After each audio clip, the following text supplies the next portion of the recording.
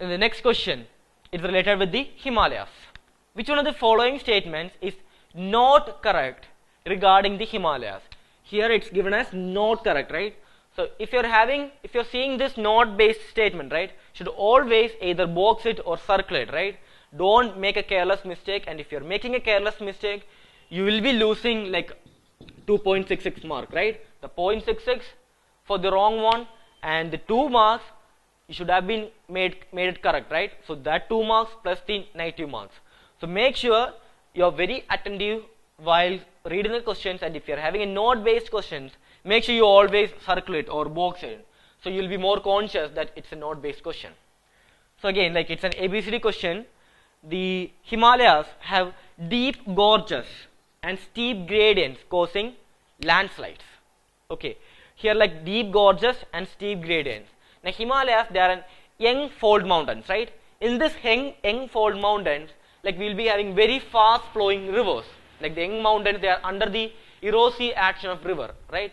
So the rivers will be very fast flowing, and if you are having fast flowing river, they will always be undercutting. Okay, so like this will create the gorges or steep gradients, and through these gradients the landslides can take place, right? So the first statement is correct. The second one, Himalayas rose up from the Tethys Sea. Now here the concept is related with the plate movements. Now you all know that like the earth is having different plates, and the plates has drifted in the geological past, right?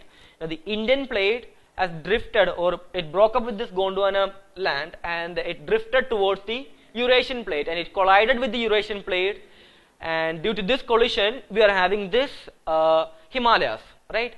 Now before the collision, right, there existed a sea which we call as Tethys Sea between the Himalayas and between the Indian plate and the Eurasian plate. So when they collided, it created the Himalayas, right? So Himalaya rose from the Tethys Sea, which is true, right? Himalayas, they are a fold mountains, right? This oceanic bed, it got filled with the sediments carried by the Himalayan rivers, creating the North Indian plain. So like we were having a depression or a seabed in between the Himalayas, or in between the Indian plate and the Eurasian plate. And during the creation of Himalayas, like this Himalayas rose from the Tethys Sea. So again, the second statement is true. Now Himalayas are devoid of parallel ranges. Here you should, the key word here is devoid of parallel ranges, right? Parallel ranges. Now the Himalayas, they are young fold mountains. Young fold mountains in the sense, suppose if two plates, they are converging, right? If the plates are converging, these plates, they will get wrapped up. Okay, like in the sense, if this is the crustal region, right? If we are having convergence, compression, right? These plates, the crustal part, they will get wrapped up, and one region they will be uplifted and other regions will be depressed, right? We call this anticline and syncline.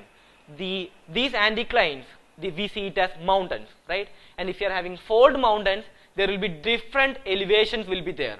Okay, so like Himalayas, they will be having parallel ranges like Karakoram or like Shivalik. These are different, the limbs or different anticlines, or you can say different elevations of this Himalayas being a fold mountain, right?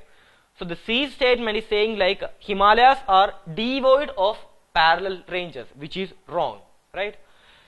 The last statement, numerous U-shaped and hanging valleys are found in Himalayas.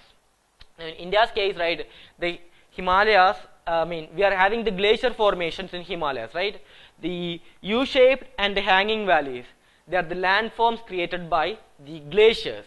If it's a river, we'll be having V-shaped valley instead of the U-shaped. So the U-shaped valley is related with the glacier formations, right? So in Himalayas, we will be finding the glacier landforms which are U-shaped and hanging valleys, which is again true. So in this question, right, the answer comes out as the C. Himalayas are devoid of parallel ranges. Instead, we are having parallel mountain ranges in the Himalayas. Okay.